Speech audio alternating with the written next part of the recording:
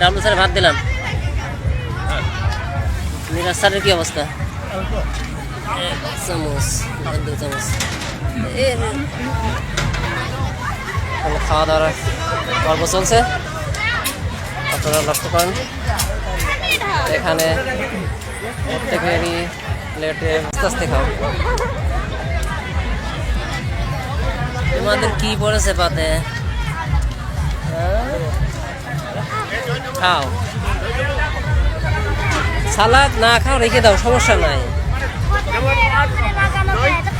হ্যাঁ, আলাদা করে ফেলো।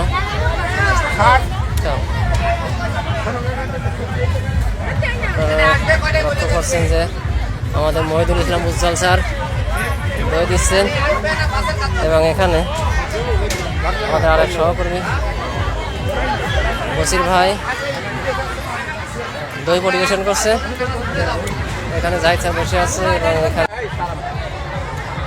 ভাত আছে, মানে ভাত এই যে নাও। আমাদের আলাউদ্দিন স্যার, মনিরুল,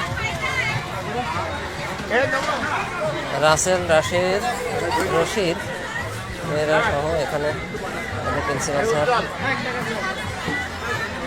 ইয়ারুল,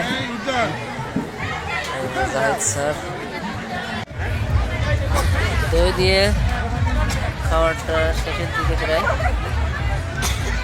আসছে সবাই।